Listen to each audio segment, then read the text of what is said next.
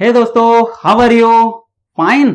दोस्तों, स्वागत है आप सभी का आपके अपने चैनल फिजिक्स मेल में। मैं हूं रवि सर और आज हम पढ़ने जा रहे हैं डिफरेंशिएशन। बच्चों, अगर आप ध्यान देते हो तो सिर्फ 10 मिनट में डिफरेंशिएशन को कैसे सॉल्व करते हैं मैं गारंटी के साथ आपको यहां पे बता दूंगा। तो चलो दोस्तों, देखते हैं कि क्या होता है डिफरेंशिएशन। डिफरेंशिएशन जब भी आप सॉल्व करोगे तो आपको तीन चीजें लगेगी जो बहुत ही जरूरी होती है। पहला होता है कांस्टेंट, दूसरा होता है वेरिएबल, तीसरा होता है फंक्शन। तो दोस्तों, ये क्या होता है?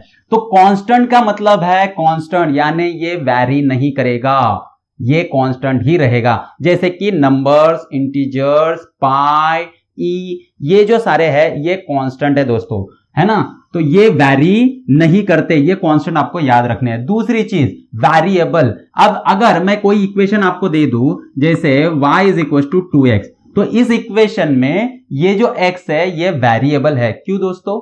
क्योंकि ये लेटर में लिखा है, इसीलिए लिखा है क्योंकि ये वेरिएबल है। जबकि 2 क्या है? कांस्टेंट है, क्योंकि 2 को आप चेंज नहीं कर सकते। जबकि x की वैल्यू आप 1 2 3 4 चाहे जो लिख सकते हो। तो x की वैल्यू अगर चेंज होगी तो y की भी तो वैल्यू चेंज होगी। तो इसलिए इस y को बोला जाता है फंक्शन ऑफ x। तो y चेंज हो रहा है विथ रिस्पेक्ट टू x, तो इसको y को बोला जाता है फंक्शन ऑफ x। तो समझ में आया दोस्तों आपको कि फंक्शन क्या होता है ना, वेरिएबल क्या होता है और कांस्टेंट क्या होता है। 2 यहां पे कांस्टेंट है, x और y दोनों वेरिएबल है and y is a function of x।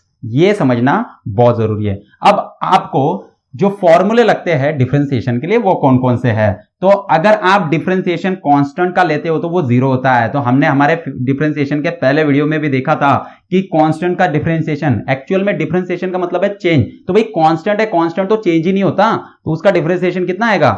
0 आएगा, है ना। अब जो x है उसका डिफरेंशिएशन कितना आएगा? अगर आप उसको डिफरेंशिएट कर रहे हो विथ रिस्पेक्ट टू x तो उसका डिफरेंशिएशन तो 1 ही आना है, क्योंकि dx बाय dx 1 होता है। Then differentiation of x raise to n, ये क्या आएगा दोस्तों? तो ये जो पावर है वो आ जाती है आगे और पावर जो है x की वो घट जाती है 1 से, यानी n x raise to n minus 1। चौथा जो फॉर्मूला है वो d by d x of sine x. तो साइन एक्स का डिफरेंशिएशन आता है कॉस एक्स। ये ट्रिग्नोमेट्री वाला साइन एक्स है हमारा, जिसका डिफरेंशिएशन कॉस एक्स आता है। देन अगर कॉस एक्स का लेते हो तो माइनस साइन एक्स आता है, थोड़ा सा उल्टा है ना, नेगेटिव साइन यहाँ पे ऐड है। तो ये जो फॉर्मूले है दोस्तों, ये ऐसे कई सारे फॉर्मूले डिफरेंशिएशन में है, लेकिन यहाँ पे फिजिक्स में हमें बहुत ही कम फॉर्मूले लगते हैं जो मैंने आपको लिख के दिए हैं। वैसे भी और एक फॉर्मूला है यहाँ पे d by d x of e raise to x. Exponential का जो डिफरेंशिएशन आता है वो एक्सपोनेंशियल ही होता है, ई रेज टू एक्स ही होता है, यानी डिफरेंशिएशन में वहां पे कोई चेंज नहीं होता है दोस्तों। तो चलो सॉल्व करते हैं एग्जांपल्स को, इन फॉर्मूले पे बेस्ड जो एग्जांपल्स है उसको सॉल्व करते हैं। तो देखो यहाँ पे d by d x of x square है दोस्तों, यहाँ पे कौन सा फॉर्मूला लगाएंगे? यहाँ पे फॉर्मूला ये वाला लगाएंगे x रेज टू n का। तो यहाँ पे n की वैल्यू क्या होगी? 2। तो 2 कहां पे आएगा? आगे आएगा। और पावर x की पावर 2 थी, वो कितने से कम होगी? 1 से कम होगी, यानी ये आ गया 2x रेज टू 1, यानी 2x आ गया। अब देखो अगर आपको ऐसे दिया है d by d x of 4x square, तो उसको कैसे सॉल्व करेंगे?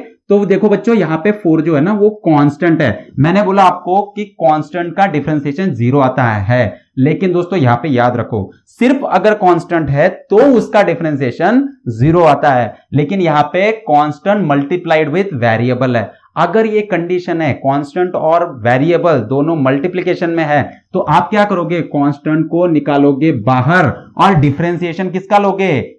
वेरिएबल का। और वेरिएबल यहाँ पे क्या है? एक्स स्क्वायर है। तो एक्स स्क्वायर का डिफरेंशिएशन क्या आता है दोस्तों? अभी अभी निकाला हमने, ये आता है 2x। तो इसका आंसर हो गया 4 इंटू 2 8x। समझ में आया?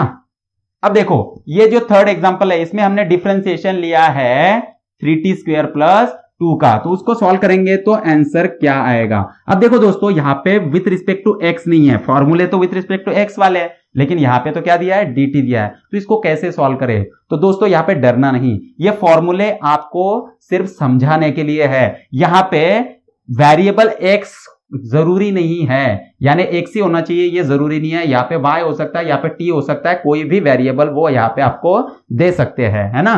तो यहाँ पे विथ रिस्पेक्ट टू t इन्होंने डिफरेंशिएट किया है, तो 3t स्क्वायर प्लस 2। अब इसका डिफरेंशिएशन कैसे करेंगे हम?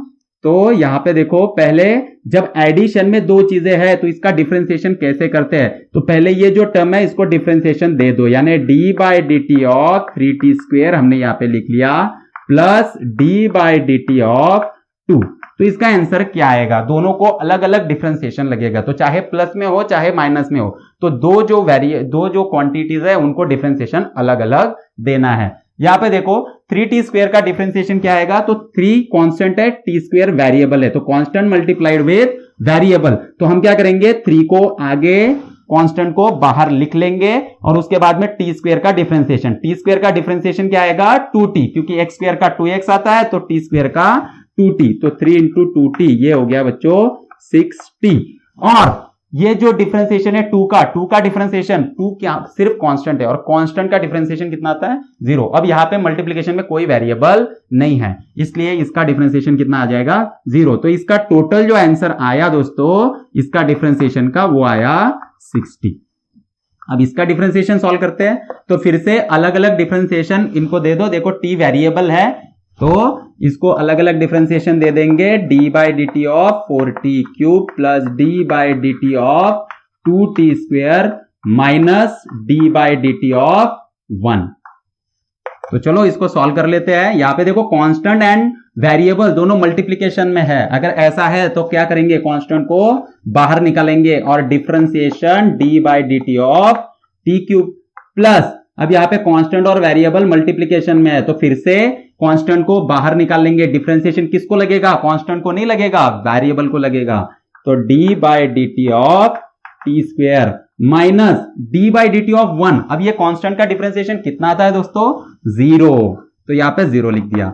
अब ये 4 एज इट इज और d by D T of t³, अब देखो यहाँ पे n की वैल्यू क्या है 3, तो इसका आंसर क्या आएगा, इसका आंसर आएगा 3 और t की पावर कितनी हो जाएगी 1 से कम, यानी 3 माइनस 1 2 प्लस 2 इंटू t² का क्या आता है 2t, तो final answer 4 3 12t² plus 2 into 2 4t।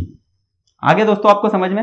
अब और एक एग्जांपल लेते हैं। अब इस तरीके का एग्जांपल अगर आपको दिया है तो इसको कैसे सॉल्व करें, तो देखो cos ऑफ 2t, इसको हम कैसे सॉल्व करेंगे, तो यहां पे देखो cos भी एक फंक्शन है और 2t ये भी एक फंक्शन है, तो फंक्शन में फंक्शन है।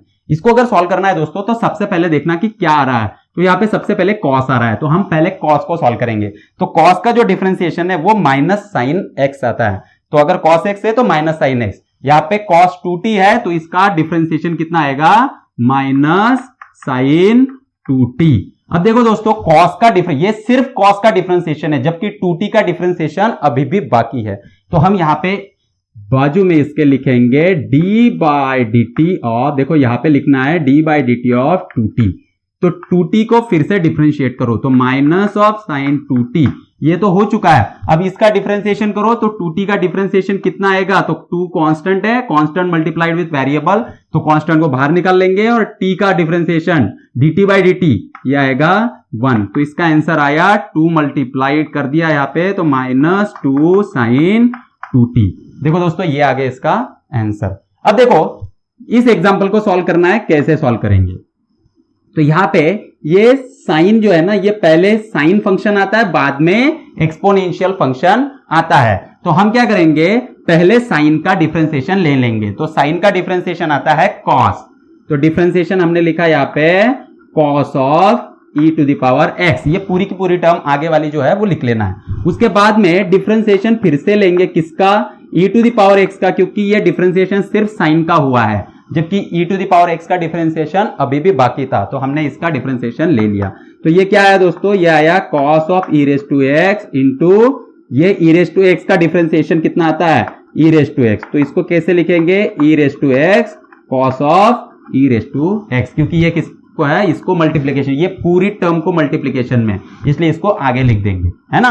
अब d by D T of 2x, दोस्तों इसका हमें सॉल्व करना है, इसको कैसे सॉल्व करेंगे, तो देखो यहाँ पे नीचे t है और ऊपर क्या है, ऊपर x है, तो इसको अगर आप देखते हो तो आपको समझ में आएगा x और t ये दो यहाँ पे वेरिएबल है। अब दोस्तों देखो अगर आपको ऐसा दिया है कि x varies with respect to t, अगर x t के साथ वेरी कर रहा है तो x और t दोनों वेरिएबल है, और अगर x वैरी नहीं कर रहा है विथ रिस्पेक्ट टू t, तो इसका मतलब यह है दोस्तों कि x क्या है, कांस्टेंट है।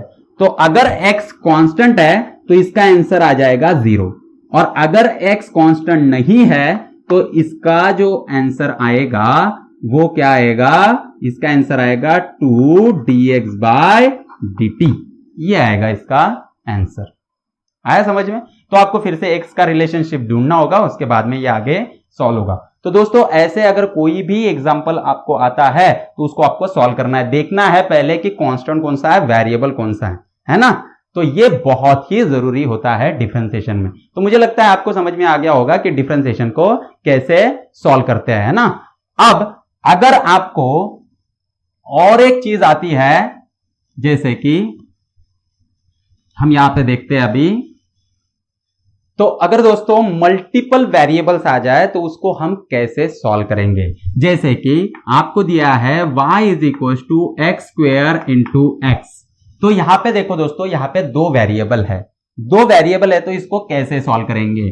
तो इसको हम मान लेते हैं कि u है और ये v है, तो इसको कैसे सॉल्व करेंगे। तो इसके लिए यहां पे एक यूवी रूल करके हमारे पास फॉर्मूला होता है जिससे हम इसको सॉल्व करते हैं। तो ये यूवी रूल क्या है, तो यूवी रूल आपको बोलता है कि इसका जो डिफरेंशिएशन है dy/dx वो कैसे आएगा।